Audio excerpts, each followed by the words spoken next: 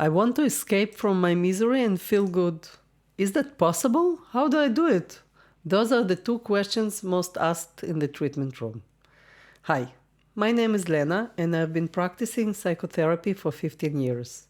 Along with the answers to those questions, I discovered that there are very clear rules for well-being. So let's look at the rules. It all starts with emotions.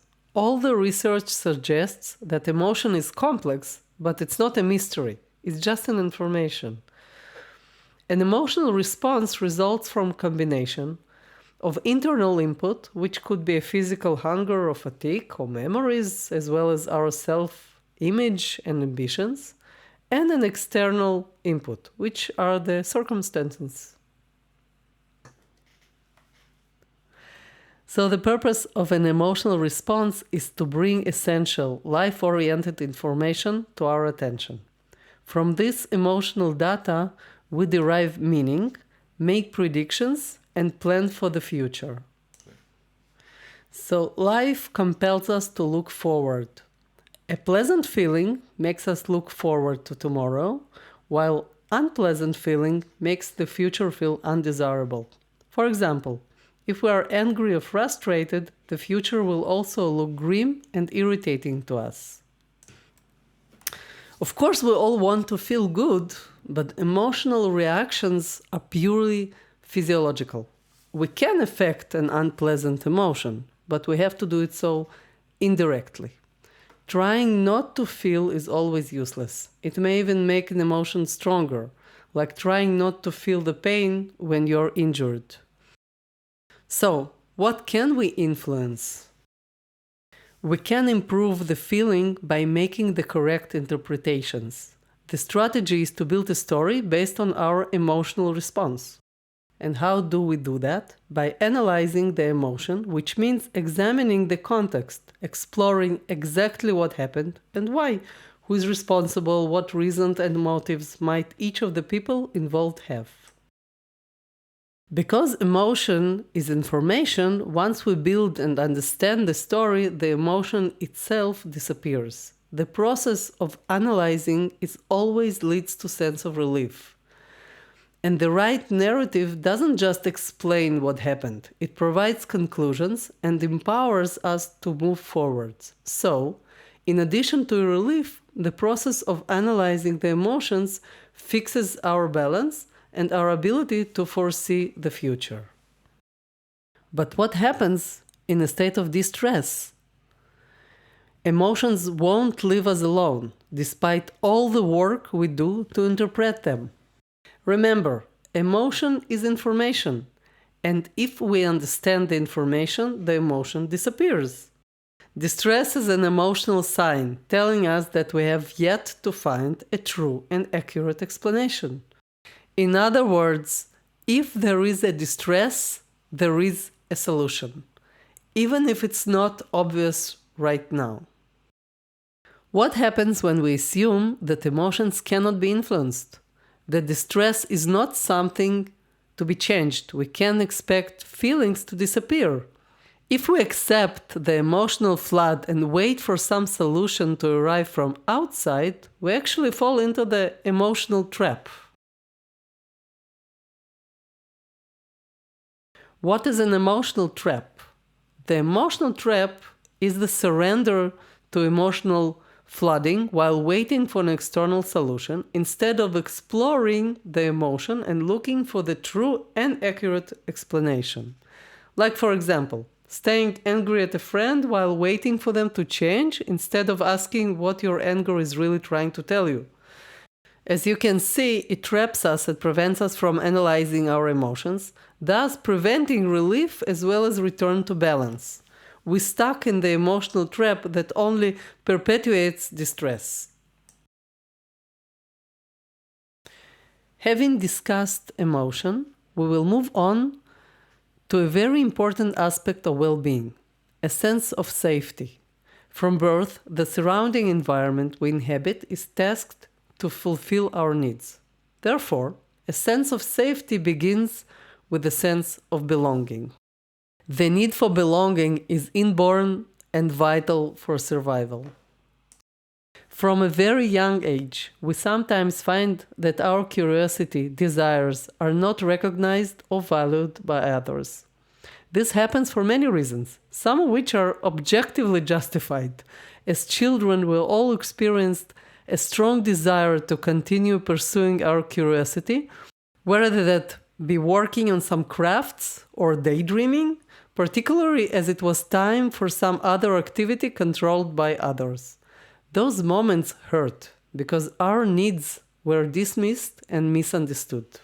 Lacking the cognitive maturity to fully comprehend our experiences, the injuries we sustained in childhood were often internalized as rejections or invalidations.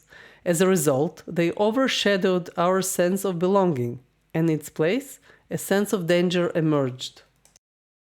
Since the connection and belonging is vital in the childhood, we come to treat it as a goal. Therefore, early injuries lead us to conclude that we may not always can safely express our desires. We trade self-expression for belonging. That conclusion continues to resonate and affect us even as adults. This is also one of the reasons why we hesitate later in life to take the initiative and assume risks. But is belonging really the same as safety? We all have an inner belief that a relationship based on a sense of belonging, like what we remember from our childhood, creates safety. But the outside world doesn't work like the environment in which we grew up. Actually, adaptation to the outside world at the expense of self-expression, in fact, creates the opposite. It creates an illusion of safety. Illusion of safety is an absence of self-expression for the sake of belonging and perceived safety. It's an illusion, because by silencing ourselves, we become more vulnerable and essentially unsafe. It is like saying, if I'm not important, if I don't express myself, then I'm safe. But in doing so, I give others permission to ignore or dismiss me. In such a situation, in the external world, when our will is opposed to someone else's, we come out on the losing end. Our needs go unprotected. We live at the mercy of our surroundings. This, in fact, creates a pervasive sense of danger.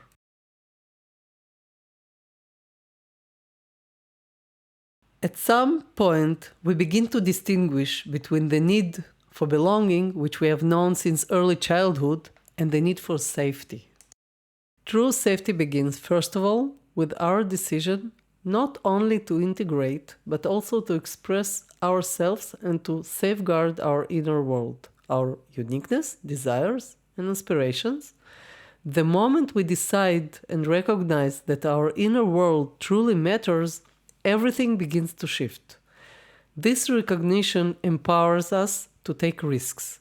Through trial and error, we enter a process of growth, a journey that gradually strengthens our capacity to live with vulnerability rather than fear it.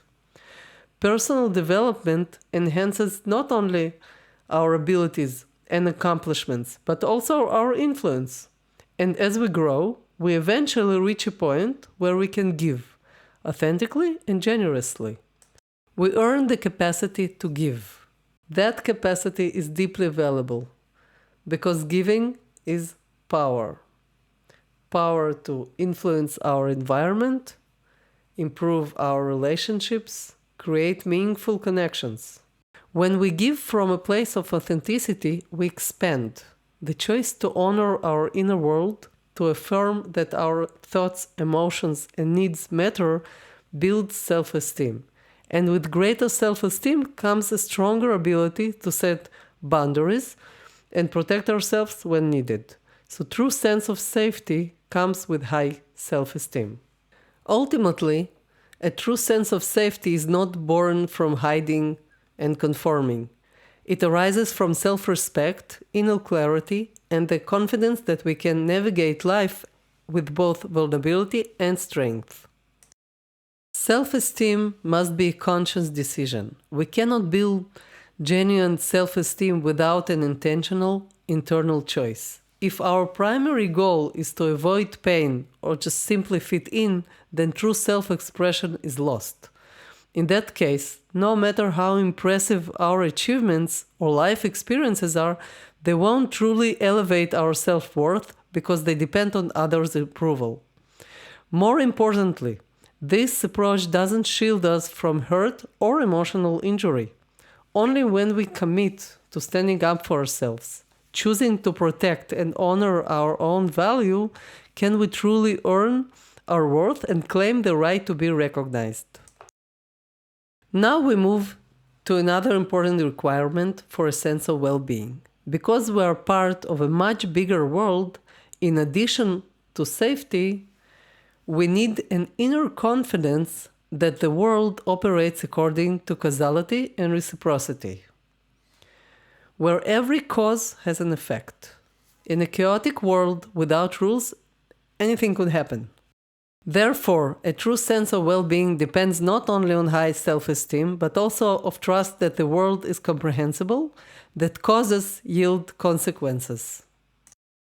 We must assume that if a problem comes up, we can influence the outcome to protect ourselves, and that it can be solved because the world operates on causality and order.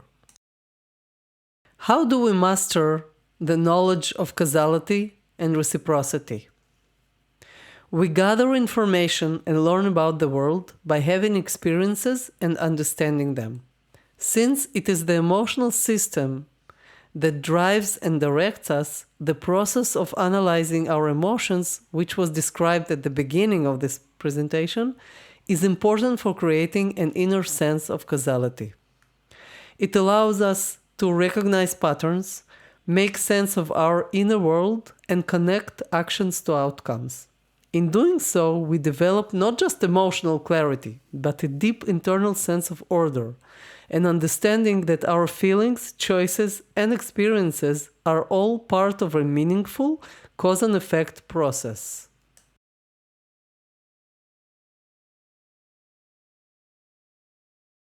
So while well-being includes many dimensions, physical, emotional, social, and psychological, at its core, it's the ability to look ahead with confidence, feel worthy, contribute meaningfully, and actively engage and influence the world around us.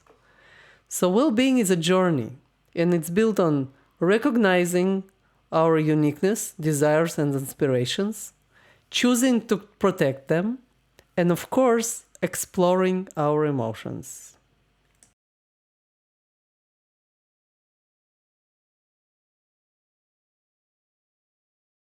Thank you for listening.